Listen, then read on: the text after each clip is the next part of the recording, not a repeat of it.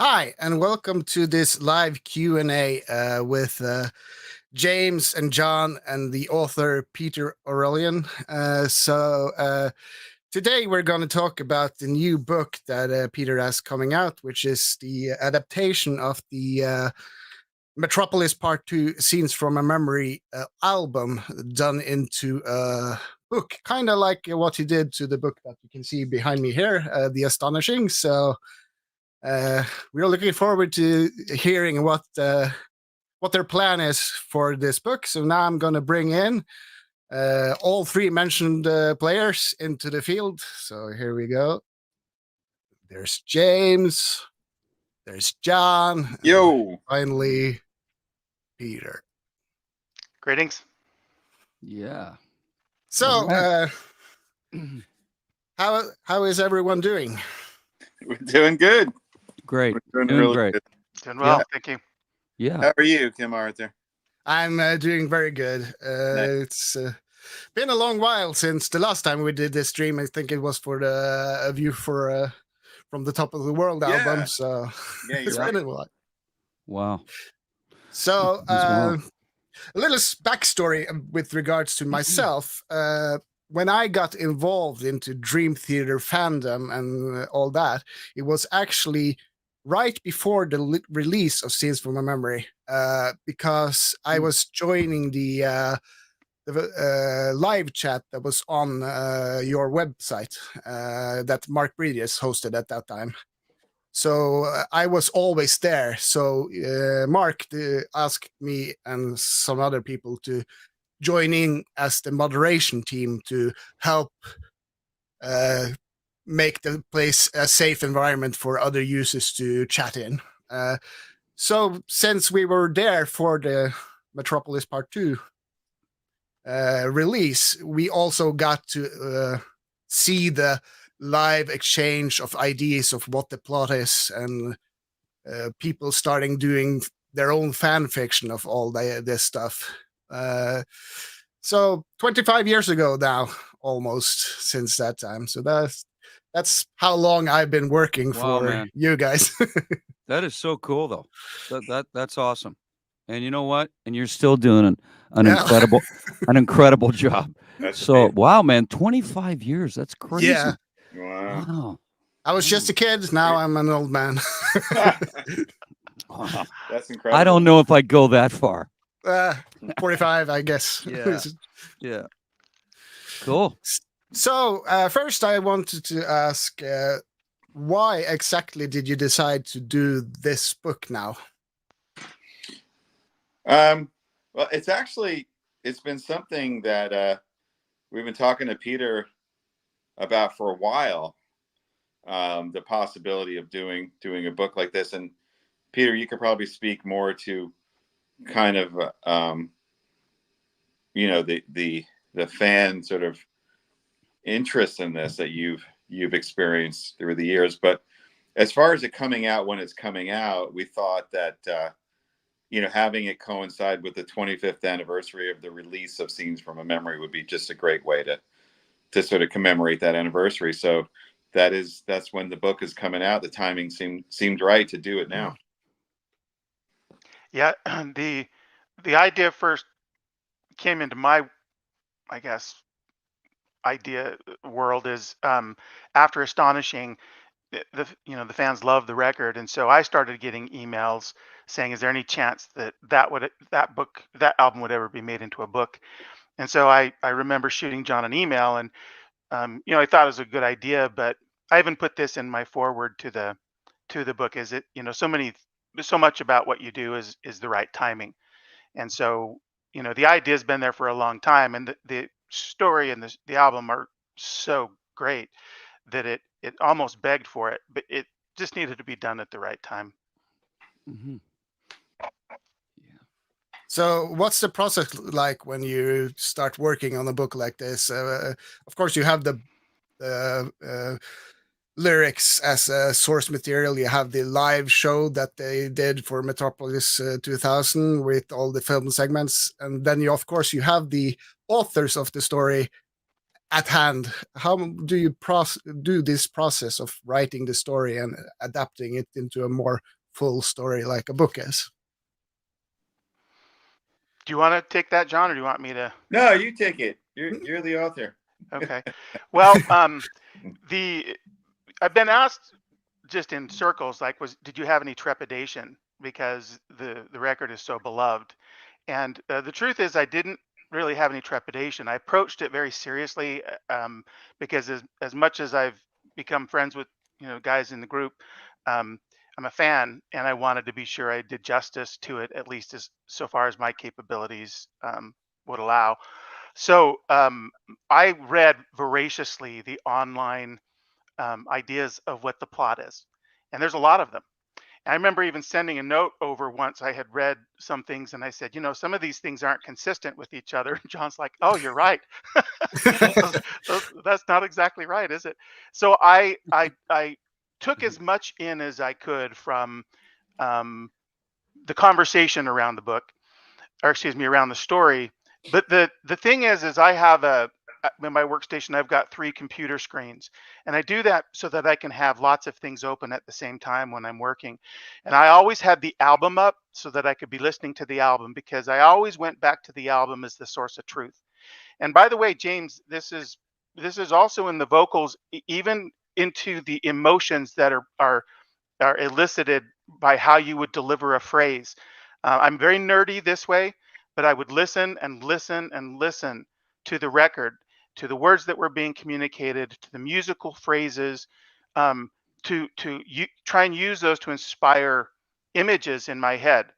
I know that sounds like so cliche for me to say, images and words, but that's what I did, because I always wanted the story to harmonize with the record. Now, it will be imperfect for some fans, I'm sure, because everybody's got an idea, but that was always my source of truth. Then, of course, I had conversations, a lot of conversations with John in particular, ideation. So there's a lot of groundwork before I even attempted to start writing it. And then I would always have the lyrics up. There were places where I would look and read a lyric again and again and again, and I would listen to how James sang the lyric before I tried to figure out how that would represent in the novel. Because it's important to me to be very faithful to the experience of the record. And then once I had all of that, and that took months, once I had all of that, then I built a very exhaustive outline. And then I used the outline kind of like you would a coloring page. I still colored outside those lines when there was creative things that needed to be done. But once I had that, then the writing flowed pretty well, because I'd done so much background work with the guys, and especially with the music. You know what? That's not surprising to me, Peter, because I've read your books, right? Like I said to you, and I remember reading the Unremembered. Am I correct? Yep. And you used a lot of those metaphors, like with music and resonance, and so I can totally see you getting in to not only the words but the emotion, how evocative it is, and then taking that and then adding to that within the storytelling, which when I read this book, and I told John this, and I told you this, and my wife's already read it. It's amazing, But I love the additional characters to really bring so many more plots to what's going on within the story. And it just made the ride from beginning to end. The way that you open up the book and he's in the studio, I don't want to give it away, but the way that you open it up, and I told John this, within 2 pages, I'm like, let's go. Like, I mean, I was already there. Okay, who is this? Even though I know the story, I loved how you opened it up and where you were going with it. And I was like, I was so excited. Like, let's go, man. I want to see how this unfolds from your vantage point. And being such a big fan too. And John, I'm sure you'll agree, was so invaluable to having you write the book. Not just some author coming in and going, oh, yeah, man, I'll look into it. I'll do my background.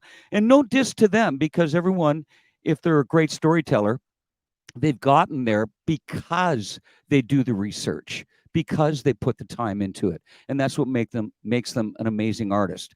But having you as a fan for so many years, it was kind of like you're already eating and breathing this, and you have been for quite some time. And I'm telling you, and I'm not just saying this because this is part of our history, like John and I and the rest of the band, but just reading that book, and you took it to a whole new level. And then obviously having John to be able to bounce ideas, and John, as the kind of person that he is, has always a million ideas going on. So to bring that to life, seriously, I'm a fan of the book, not just being a part of Dream Theater. Yeah. So hats off to you, man. Seriously. Yeah. I couldn't agree more, man. Oh my God. It's like, it was so much fun talking to Peter about it because we had so many brainstorming sessions. Mhm. And obviously we have experience with working with Peter as he wrote the novel to The Astonishing. Mhm. And The Astonishing was a lot more of a developed story with characters and settings and things like Right. that. There was a whole short story that I had written before. And from that, he was able to build this massive world and all these like backstories and things that were Mhm. just so incredible. I'd be getting the chills as I read Yeah. it. Yeah. However, in the case of Scenes from Memory, that the story is really, it's only the lyrics. And so there are so many, it doesn't have like the rich character development, doesn't have like a lot of backstory. So when Peter and I were talking about this, one of the things that was really exciting was thinking about the past life year being in the 1920s and all of the things that were going on at that Mhm. point in time. Yeah. And we were like, we could draw off of this and that. And there was so many like really interesting, like, life-changing things that happened. And Peter, Yeah. like, he weaves those things into the book. So, Like I don't know if I can even talk it really about, feels like, like John, you're sorry, I did, but I don't even know if I can mention some of the characters' names, but I know exactly what you're talking about in that era that really brought it to life. You know, you're talking about like 1928 and stuff like that, but all the inclusion and the characters that just brought it to another dimension and just made the storytelling just so much more profound. Yeah. Yeah, the brainstorming sessions were, I took extensive notes. I think I had almost 20 pages of notes, John, single spaced. I was typing badly while, the conversations were going. But, at a high level without divulging too much, we talked about things like enriching the conflict between Julian and Edward. What would it look like if it was something more than only a love triangle? And then Victoria herself, like who was she? And breathing life into her, and her story is so tragic, but there was the opportunity to show you why it was so tragic beyond just the fact of her death. And then once we had those ideas, layering that on top of all of the cool vibes of the 1920s and 1928 in particular, for me as a writer was so much fun because, and I don't know if the guys knew this when they picked that year, but when I researched the 1920s, I don't know if I told the guys this. There's so much explosion of technology and culture in the 20s, but 1928 turned out to be this amazing year to pick because there was all of these little precursors right before. So it was either really wonderful, like uh, uh, designed by you guys, or so fortuitous because so many of the things I got to include happened because it happened in 1928, and because of that, there's a lot of the novel that takes place in that year. Very good. So I had a question from an viewer posting yesterday. Laszlo Roberts asked if the original Metropolis Part 1 has any play into this story, because of course the the first song is more like abstract and not like super detailed, but then you have Metropolis Part 2, which is a very detailed story. So how does like the nicknames for the characters, for instance, which is the Miracle and the Sleeper, does that play into this book at all, like how these names came to be? Well, I can tell from my perspective, a lot of the conversations I've had over the years around dream theater narrative uh, has evolved into the notion of there being this universe of Metropolis. Um, and the guys could tell a million like what is it, a million stories in the Naked City from that old TV show. You could tell a million stories in that city. It's so rife with opportunity. And so when I approached scenes, I really tried to focus just on that record. Um, I, I, I, I created lots of opportunities for storytelling, and people I hope will find it a very rich and fertile book. But it is there's no intended like hey, that if you knew this from Metropolis One, you understand this better in Metropolis the book. Metropolis There 2, also the book. there also there isn't a lot to really draw from as far as Metropolis One. It's As literally, I said, it's abstract. well, yes, the lyrics to one song. In fact, we've talked about this before as a band, how when we had to make Metropolis Part 2, we had to really think of, creative ways to shoehorn in Metropolis Part 1 because it's such an abstract story. Right. So. Yeah. So, and there's of course hardcore fans. So I'm just gonna bring in like a question, because this is a question that goes again, and it's of course hardcore fans know this because it was public information already back in '99 that a big part of the inspiration for the story of Metropolis Part 2 was the movie Dead Again. So I want to ask both the band, of course, but also Peter, how you differentiate that movie, and if how you kind of remove yourself from that legacy. Well, let me just correct the record. Metropolis Part 2 wasn't influenced by Dead Again. Mm-mm. Not at all. We wrote that whole, album and story and everything, and then we discovered, we were like, oh my God, there's this movie Dead Again. Like it's like so similar. It was a complete coincidence. Yeah. So we weren't influenced or inspired by that movie. We never saw that movie. It was only after the fact that we were like, wow, this is like such a similar plot. That's crazy, but it's totally coincidental. We again, we weren't drawn because we hadn't seen it. We didn't know it existed. Although I'm sure each and every one of us went and watched that movie. Totally. I know I did after I got asked that. I'm like, what? What are you talking about? Totally. Yeah. It was a good movie. Good movie. Yeah. It's interesting, the whole idea of that, because I wrote a novel when I was in college that was based upon the idea of genetic vampirism. And it was about, I didn't get it published or anything, but I'd written the book. A year later, a book came out by a writer that was the exact same idea. Oh, wow.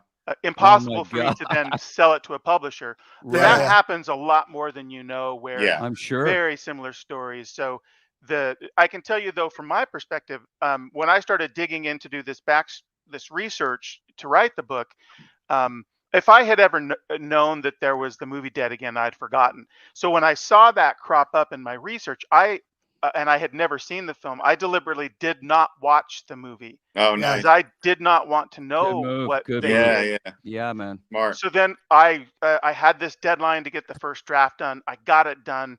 And that very next weekend, I was going to a family reunion. So I booted it up and I watched it on my flight. And I understand there's a mechanic around past life regression that is where the similarity is.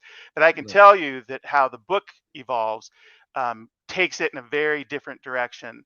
And so if people feel like they've seen the story because they've watched Dead Again, they'd be wrong. Yeah. That's good. Yeah. Well said. Yes, I agree. 100%. Yeah. Cool. So, I mean, now that you've then written the book, would you be willing to have it made into a movie then? That's up to the band. That's all them. Anything's possible, Kim. Yeah. of Well, course. having read the book, it should be Yeah. made into a movie. Trust me, it's freaking brilliant.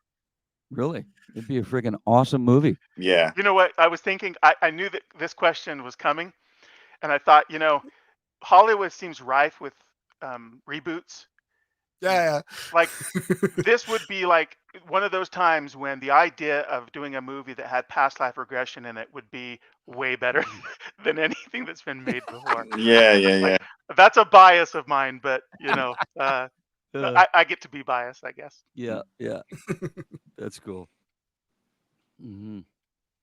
So I'm just looking through like a lot of questions, and there's like other people asking like, what's the next book you're gonna album or song you're gonna make into a book?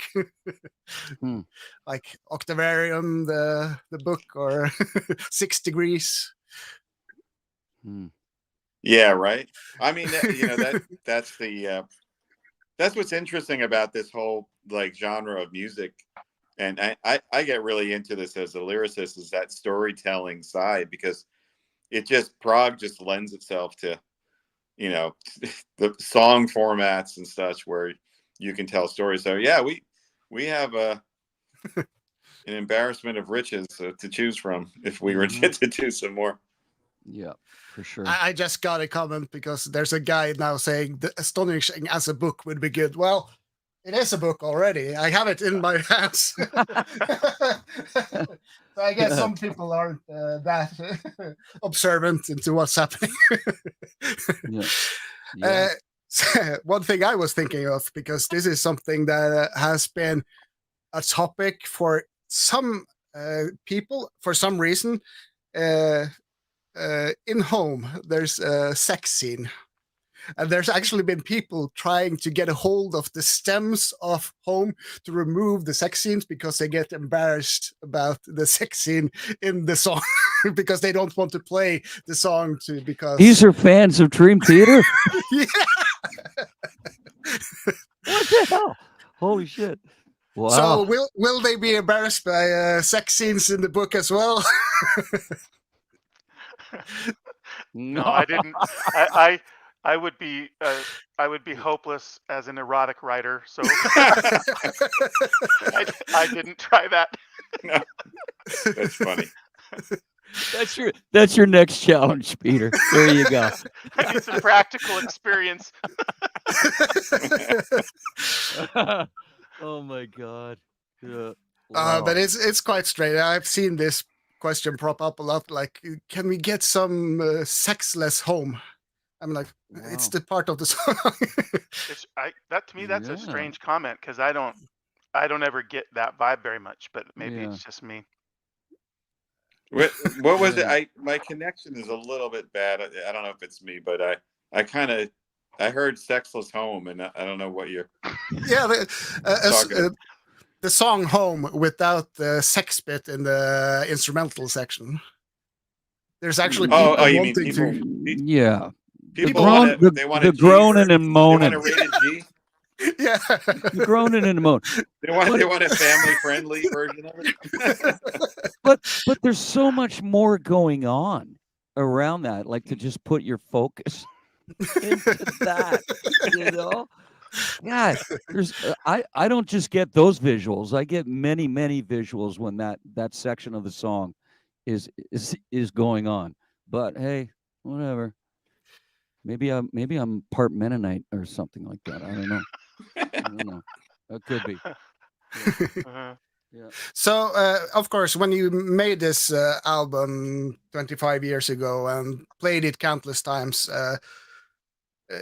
was there ever like a thought inside between now and those 25 years where you thought actively about how this story should have been expanded and how like the world of Metropolis should be? Because of course you had both for the original Metropolis 2000 tour and for the uh, uh, tour of a couple of years ago where you did the entire album.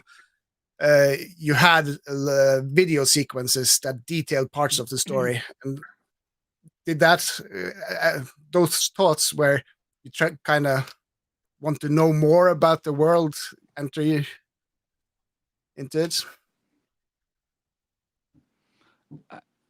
I mean, you know what? I mean, this is how I'm going to answer that. Personally, until John and Peter started to talk about, and Peter had approached the band about doing a book. Up until that moment, and not that I didn't at times think, this is the kind of story that could be expanded upon and put into a book. But I really thought, like I said, up until this moment, that the album spoke for itself. The story was what it is, and that's what you should be taking from it, along with the compositions, with the music that surrounded it. So John, I just briefly said, because I don't know if you went to McDonald's or something like that. You know what, if you my connection was so bad there, I had a restart. Yeah. Sorry, but no, I was just saying that for me personally, I thought that the album had pretty much spoken the story exactly like I wanted it, up until the moment when Peter started to approach the band about expanding on that and putting it into a book form. So that's the way that I personally felt about it.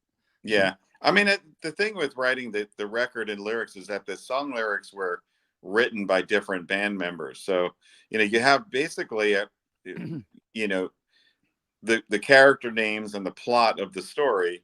And then, we all went away. Okay, you write for this song, you write for this song. And so when you listen to it, it's not as cohesive as it could have been. So there's a lot of interpretation that has happened over the last 25 years, and rightfully so, because unless you're really, really working closely with one another, or if there's just one author, it's hard to keep like a thread in the story.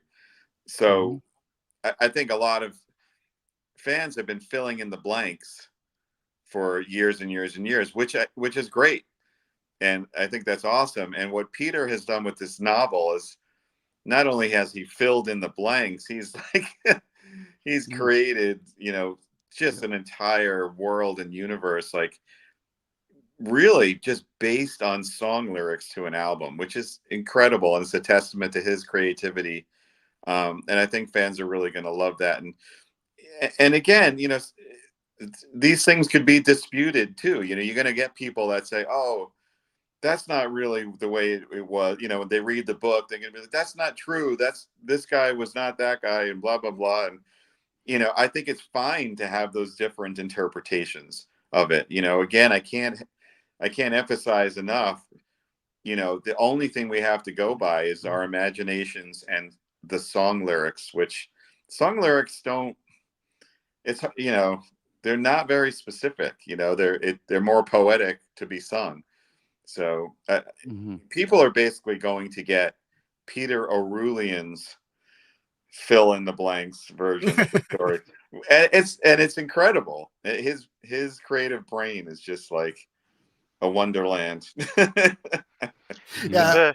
The thing I would add is, as a fan, I can also say, like, listening to the record and having the experience of this story, just listening to the record is sufficient. You don't have to do any more to have the entire 100% story and experience and beauty and wonder and thrill of it. As a fan, I believe that too. I think this is an expression of an expansion of the story for fans who might be interested in that. But if a fan came to me, and some have, and said, I don't want it anymore, I just want to listen to the record, I applaud that just as Mhm. easily as I say, I love it if you also read the book. Right. So I 100% agree. And John's right, like lyrics are figurative.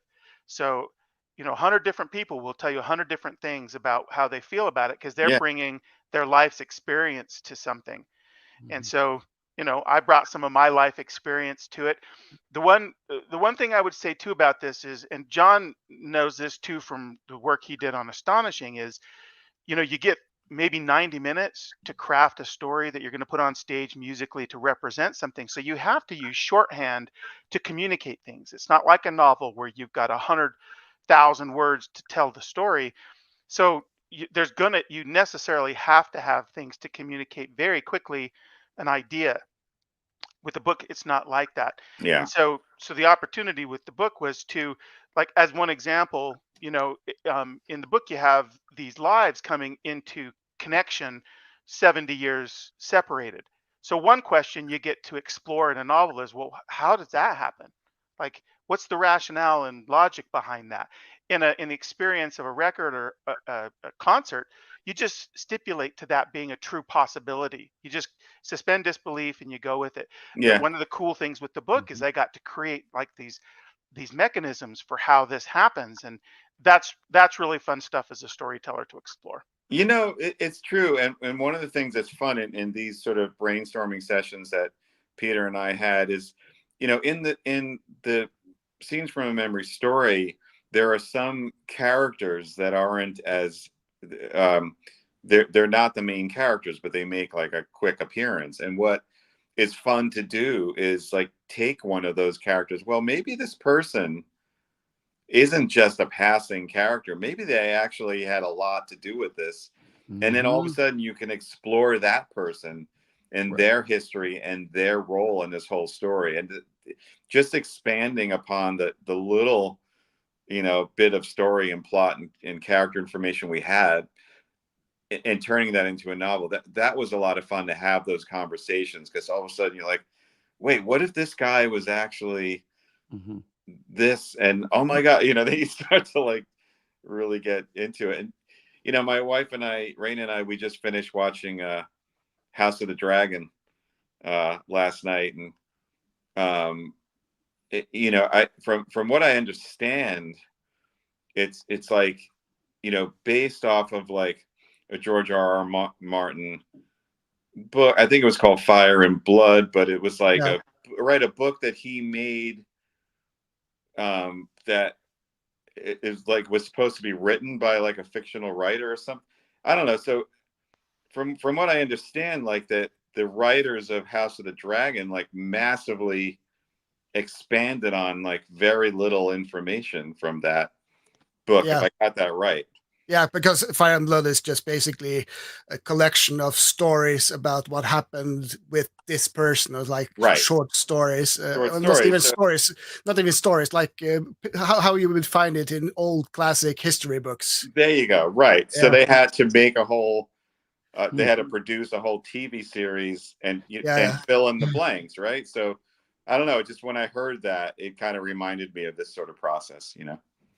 And of course, one of the things that you will have to expand when you make a story like this is the motives behind each character, because in the album you don't really get the motive so No. much, because you can't express anything of what these characters are thinking beyond the short lines that are in the lyrics, and now you of course can in a long book, especially like the ending and stuff like that. Exactly.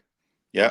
And Yeah, again, that's it's Peter's creative license interpretation. You're going to get people that are going to be like, Yeah, that's not how I thought it ended. I thought this guy was this. You know what I mean? So, and that's fine. Like I feel like there's so many different interpretations that could be written. You know, that yeah, Yeah. this is one of them, and it's official because Peter is working with the band in that nature. But you know, correct me if I'm wrong, Peter, but this is one interpretation. Yeah, you could, Right? like just I said before, you could have 100 writers write the book and it would come out 100 different ways. The spine, if they were, thoughtful writers, the spine would be the same, of course. And in my outline, I use a spreadsheet. I had a whole column where I literally had chapters that were based 100% on songs in the record, so that those beats as you're going through it's faithful there. But what you said's right. Like there's a lyric that James sings. I think it's in Through Her Eyes that says, I've been given so much more in life. I've got a son, I've got a wife. That that lyric became a big deal for Nicholas in the book, and his motivation and building Yeah. his life and Yeah. what he cares about. And I did that all the time, where I would find one Hmm. small phrase, and I would both sometimes I would query John and I would say, hey, what exactly did you mean by this? And John would be like, okay, well let me go back, and then he'd send me something. But I also, because I don't know, I'm an emotional person, I would very much listen to how James delivered the story, because as people who know me, I've interviewed James before. He does a really exceptional job at interpreting words and giving them an intimacy, or a brightness. And so for me, that's Thank I you. feel those things acutely. And so I mean, I wish I'd kept track, guys. I probably listened to the record at least 150 times in the process of writing the book, because I was just Wow. listening and Wow. listening. And one funny thing is over the course of the writing, I personally dreamed about Victoria 5 times. That's I'm sure. amazing. Right. Right. That's a great, It was at the front of your mind. Yeah. yeah, and Yeah. you Yeah. bring up like exactly what I'm talking about. Like, I've got a son, I've got a wife. It's like it's one line of a song. It's a passing notion, but all of a sudden, Peter's like, okay, there's two characters. Who is his son? What's the deal with his son? What's Yeah, the deal with his family? Who's his wife? Who is she? What's her motivation? Hmm. That's what Hmm. Yeah. I'm talking about, where you could build on stuff that was just, quickly stated in a lyric. yep, Yeah. Yeah. that's right. That's right. Yeah. That happened all the time. And it does happen, and it's great. So Yeah. Wow, man. Yeah. there's a there's a bunch of people asking how the book is structured. Is it like taking chapters from the song names and stuff like that, or is there a new structure to the No, story? I know what you mean, because the songs have, they'll have like scene one, and it'll have a song name. No, the structure of the book really simply is it's kind of written in alternating chapters between 1999 and 1928. And I spent a lot of time constructing the chapters so that as you move from one to the other, there was a kind of resonance between them. And so that's why that part took a long time, because I really wanted it to have a good flow. Hmm. But after my brainstorms with John, there was so much that could be done in the past, so that by the time you get to the murder scene, that's just fraught with emotion and tension, like, which is what you want. Um, and I had several beta readers on it. That's a process that writers will use to have early readers to give you feedback. And I had some of those who were Dream Theater fans. And one of the things that I did get back, which was gratifying, is they said, we knew the ending ostensibly because of the record, but there's some nice revelations in there, to help it feel a little fresh. So I'm hopeful that fans, even though they're going to know the murder scene's coming, there's some fun things that'll keep it sort of some aha moments as you go through the story. Hmm. And of course, there's some people asking how Dance of Eternity was adapted into the story because it's an instrumental. That's a good question. I don't know, how'd you do it, Peter? It was the same thing where it it was emotion. One of the things that John said to me after he finished reading it that was very gratifying, again, part of my spreadsheet process, is he said there was almost a flavor of adventure in the book. And so for me, when I was listening to the album, and there's places that are more aggressive, right? That there's more, the band's doing more stuff instrumentally. It gets me, it's my blood pumping, and I would use those sometimes in writing sessions to sort of fuel that. And so there's a lot of chapters in the book that are, it's because there's a whodunit factor, right? You're trying to discover the mystery of it. But I wanted there to be action. I wanted there to be things in there that would get your blood pumping. And so there was a lot of listening to the record where my response as a writer on the page was listening to what the band was doing, to create emotion and thrill with the music. And so that's where Dance, of Eternity would come in, because I listened to this. I mean, I love the record. Like I said, 150 times at least, because for months, it's all I was listening to. I lived and breathed this record and this story. Every time going to sleep, when I was eating, when I was driving in the car, I was making audio notes. Like, it's all I thought about for several months. Amazing. Well, So when you finished the first draft of the book, of course, first you had brainstorming sessions, and then you had the first draft. Was there a feedback loop after that where you changed or altered the story because of input from the band? Yeah, I got some feedback from the band. Not like, volumes of it, but I got some things, and I went in and made some adjustments. And I also, I use professional editors, and I had several of those people who work on big best-selling writers. So I had a huge amount of input to both from people who knew the story, which was really valuable, but also from people who didn't, so that people, because my hope is that people who could come and read this book who don't know the record and love the story, and my secret like little desire is that then they go check out Dream Theater's music. So maybe I could create a handful of new fans. I don't know. That's But awesome. I did have a lot of input from a lot of different sources that are very familiar, and some who weren't, so that their feedback was unbiased. It was just like, is the story good? Is this working? Is this not working? So Nice. it went through the same rigor that any book that gets published anywhere went through. Cool. it's the only way to do it. Only way. Yeah. One of the things that people have asked is like the whole overarching theme in Metropolis and Metropolis Part 2 kind of makes it fit with the Astonishing. Is the Astonishing now a part of the Metropolis extended universe? Well, that's a great question, and it's something where when Peter and I were having these conversations, the Astonishing is based on a dystopian future, and wouldn't it be interesting if some of the seeds of things that eventually led to that, even though it's way far in the future, that you could find those little Easter eggs in this book, and like you said, it's like a Dream Theater universe, Yeah. everything's connected. So we certainly had those conversations, and that is certainly part of our thinking. I don't know how much Peter wants to reveal that's actually in that, or if people can just sort of figure it out for themselves. But that's a great I love that question, and it's right where our minds went too, because they're not connected stories, but maybe they could be, and then we were just thinking about all these things, the monster universe and the Marvel universe, Star Wars. It's like, hey, this is what dreams are made of. Yeah.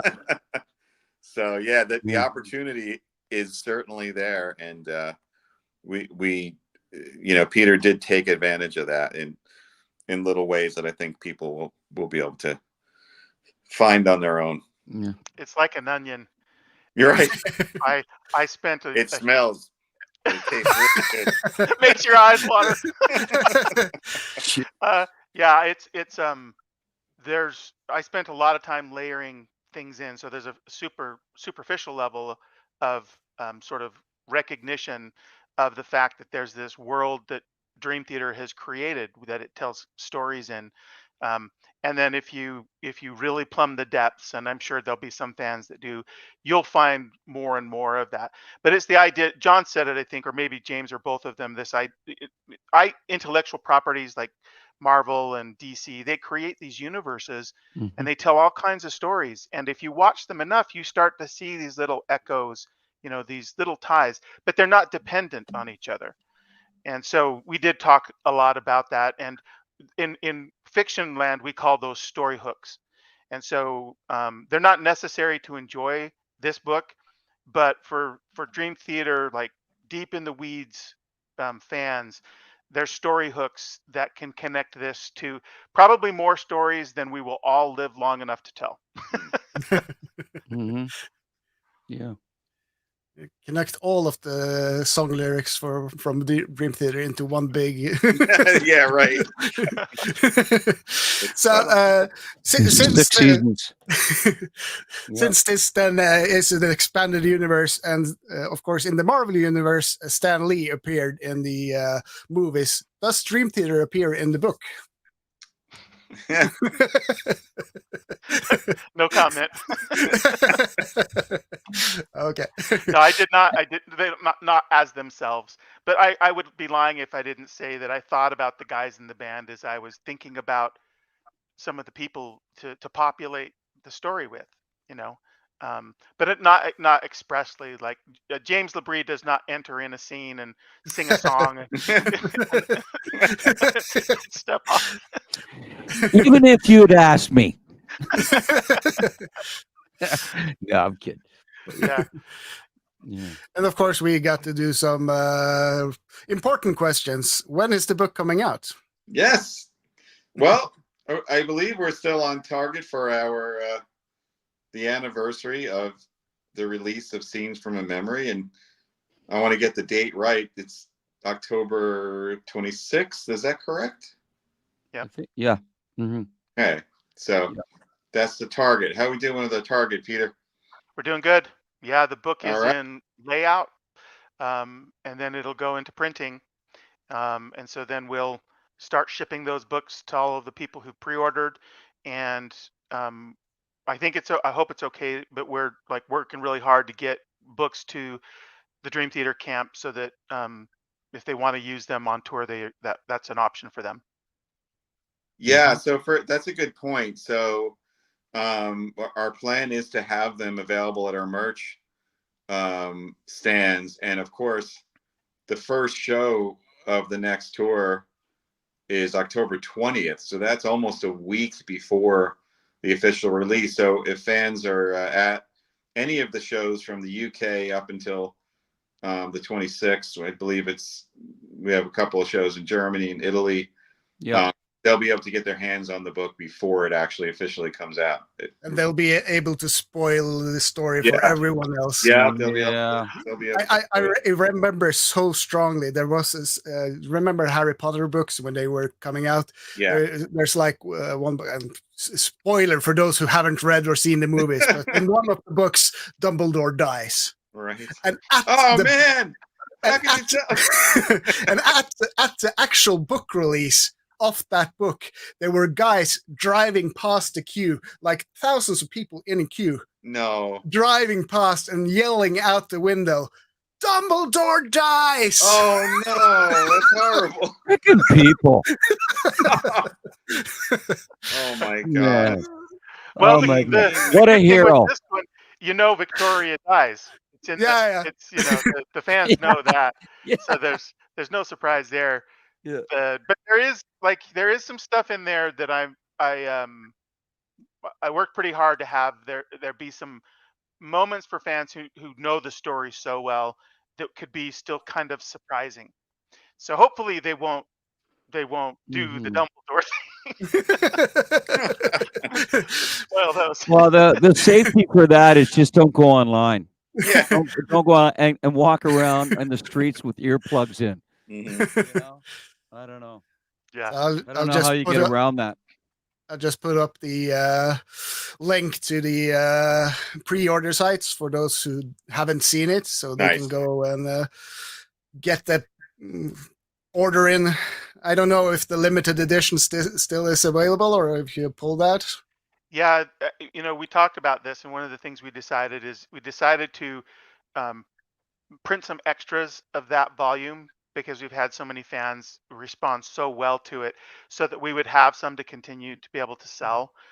So there still are some, and I have to tell you, this just came in yesterday.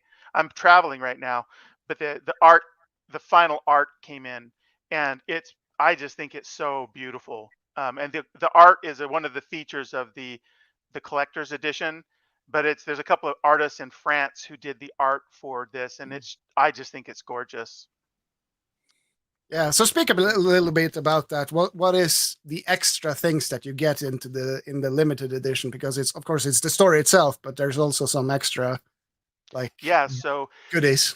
there's 5 original pieces of art to depict scenes inside the book. Some of these are the scenes that are right on the record.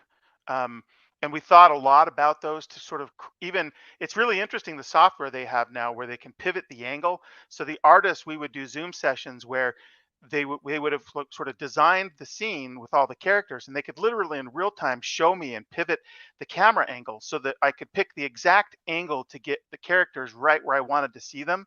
So a lot of time to do that for those. And then what they call the end papers, as you open the book and close the book, are just like the Astonishing, where it's full color. And so it's 2 depictions of Metropolis, one from 1928 and one from 1999. Those are just beautiful. So it's all of this color art is a big part of it. The book itself has a really beautiful binding to it. It's what they call Smith sewn. Um, the paper is a heavier paper. It's a thicker paper. I'm forgetting a bunch of the things. It's on that link that you just sent, but the artifact itself is a collectible artifact. It's all of the quality and product design that goes into collector's editions of books.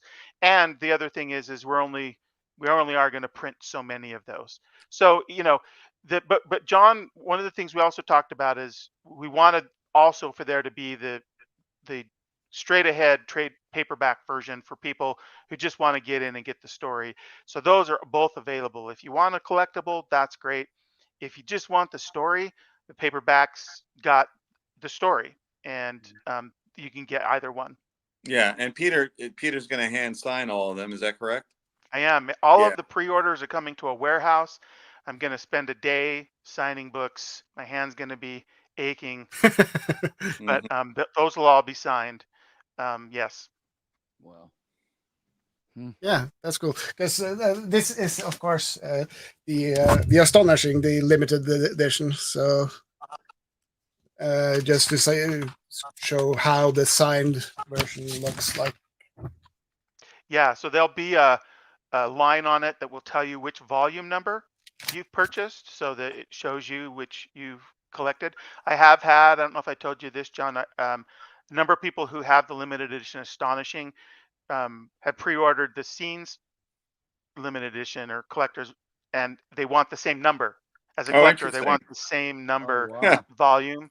Wow. So I've had some people that have wanted that.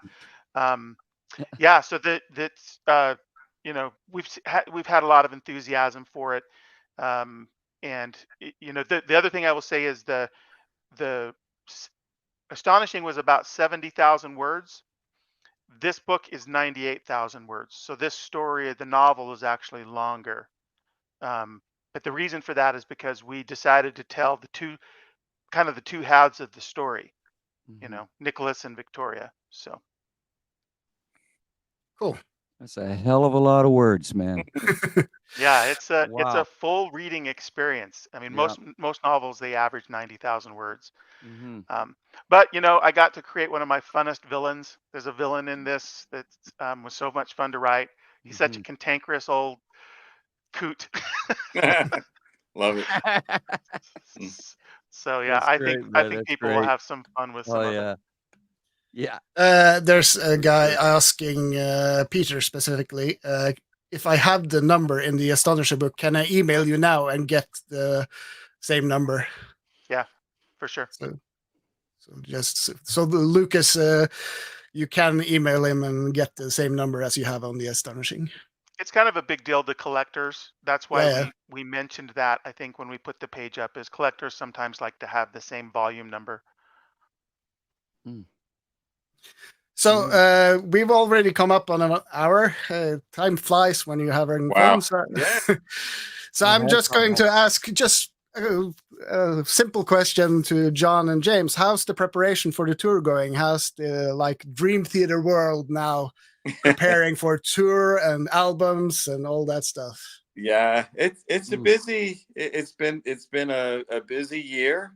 We've been hard at work, obviously on the new record, and people will get more information about the new album as far as when it's going to be released and everything associated with it in the near future. So all that stuff will be unfolding, and in the meantime, we have our 40th anniversary world tour. Yeah. Beginning, the first show is October 20th at the O2 in London. Yeah. And then we play throughout Europe. We have shows in South America and beyond in 2025. And yeah, we're I guess we're shifting to tour preparation mode. I'm already going through the set list. I don't know about you, Judd. Well, yeah, I'm already going through and memorizing lyrics, and yeah, it's crazy. It's crazy. That's actually a question. That's actually a question I saw somebody ask in relation to this chat. If you guys know all the songs by heart, and of course I know because I've spoken to you about this before, but people think that you actually know all the songs all the time, and you actually have to go and relearn the songs, right? Oh, absolutely. Yeah. I mean, there's I'm not in the same boat there, John, but because you're talking instrumentally too, right? Sorry, my connection is bad. Oh, apologies. Did you hear me, John? I'm gonna try. Hold on a second. All right.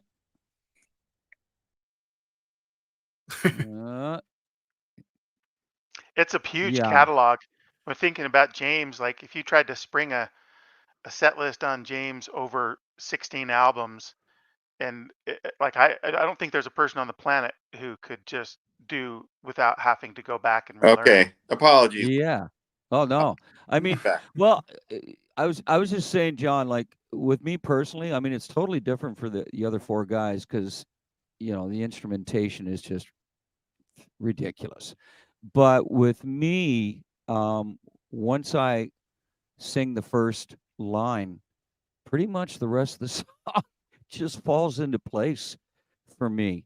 And it's just the odd time where I'll go, oh, what was that? What was that lyric? And wait a minute, how long was, the segue between these two sections, and then going back into it. But for the most part, I mean, it all comes really, really fast to me.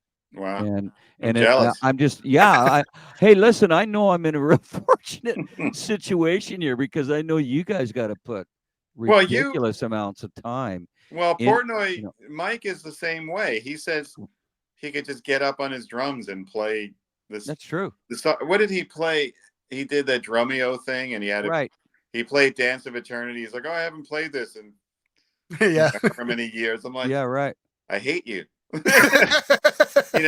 I literally, I mean, some of the Dream Theater songs we've played, so many times over the years that it does come back very, very quickly, or I could just play it. But man, if there's material that we haven't played in a long time, or that we never played, or that's super long epics or something, I got to sit down, and it's like I'm relearning all the parts and how I did it, and I'm scratching my head. How did I play that riff? What It's pretty crazy. It's a process. It takes months for me. I'm not trying to make you feel worse about that, but while you're doing that, I'll be having a Guinness. I'm sure you will. Yeah, thanks a lot. Thanks a lot, man. The interesting thing is, for every new album, there comes the point where, okay, now not only have you never played this song live, but in a lot of cases, the band never played the song really as a band, because it's being written in the studio, and it's, you're layering parts, and it's piecemeal, and it's not like you're sitting there playing the new song over and over, and then okay, hit record. Yeah. Like we never have played it yet. So then you have that experience. Okay, well, what did I do on this new album? How did I play it? And now what is this going to sound like when we all go and try to play it together as a band? So that's and you know what's crazy about that, John, is like back in the 70s, and I'm sure some bands still do it today. But back in the 70s, bands would write songs on the road and then play them live and check them out. Right. And then by the time they got in the studio, they'd already played it like 50 times. Totally. And then they recorded it. Like nowadays, if you did that, they go, "Well, I know that's going to be on the new album. I know that's going to," it's just impossible. They already have their recordings. Be leaked on YouTube 20 times already. Yeah, that's why you can't do that anymore. No. Which means that no new songs from the new album will be played on the new tour, right? Well, yeah. I mean, we'll see. We'll see where we're at. But, yeah. Hey, can I say one last thing before we? I just want this in the public record. There's a lot of writers for whom the opportunity to maybe write for Star Wars or Star Trek or any number of IP is a holy grail. The honor, I felt so much honored to get to work with Dream Theater to do this book. I mean, I got, of course, to do The Astonishing, but it's just a highlight of my career to get an opportunity to do something creative that ties my friendship with these gentlemen to music that has been like the soundtrack of my life. And so I wanted to say, I'll see you guys on the road someplace probably next year, but before the book's out, face to face, I wanted to tell you thank you and how honored I am to have been able to be a part of this in this little way. That's awesome, man. You're very welcome, and we're honored to have you as the writer. Yeah, because you're incredible. Thank you. Absolutely. Yep. Thank you. Amazing. Yeah, so that's an hour. I think we covered a lot of interesting topics. Thank you all for coming to this live Q&A. I didn't bring so many questions in from the chat like I used to, because it's very hard to keep attention to the chat and trying to bring them in as well. But I tried to bring as much questions from the audience as I could. You did a great job. Thank you. Yeah, thanks for moderating this, Kim Arthur. Always good to see you. Kim. Appreciate it. And so thanks for everything you do in the Dream Theater world. Yeah. It's an honor for me to be able to work for you like I done for 25 years, as we spoke to you. Amazing. Again, we're honored to have you. Yeah, no, that's amazing. Awesome, man. Wow. So, and I'll see you soon when you come to Europe. Not too soon. I got to learn the songs. Yeah. Every time somebody says that, hey man, it's just around the corner, I go, stop saying that. Stop saying that stuff. I'm getting anxiety over here. I got to go practice. See you later. Okay, in a couple of months or maybe half a year or so. Yeah, that's better. Yeah. Cool. Thank you for this stream. See you later. Okay. Bye-bye, everybody. Okay. Bye-bye. Thanks, guys. Thank you, guys. Thanks, guys.